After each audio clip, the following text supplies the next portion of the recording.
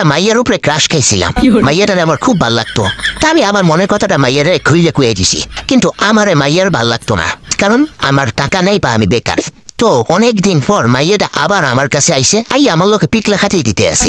তো আমার মাথায় চিন্তা ঢুকে গেল, হুট করে এরকম পিকলা খাতিল দিতে আসে কি লিগা। তো আমি একটু খোঁজখবর লাগাইলাম।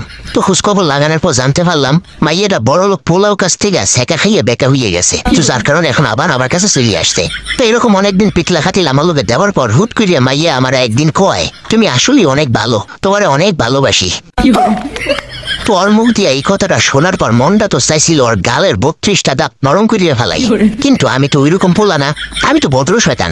তো আমি বিশ্বাসে একটু চুপ করিয়া চিন্তা করতে লাগলাম কি উত্তর দেওয়া যায়, কি করা যায়। তো হুট করে এরপর আমি কইলাম, তুমি যদি সত্যি আমারে ভালোবাসো কারেন্টটা সুইয়া কও যে তুমি আমারে ভালোবাসো, তাহলে আমি বিশ্বাস করবো। তো এরপর মাইয়া আমারে কয়, কারেন্ট শুয়ে যদি আমি বলি তাহলে তো আমি মরে যাবো। তা আমি এরপর কইলাম, কোনো সমস্যা নেই, আমি জানাজা নামাজ পড়াইতে জানি।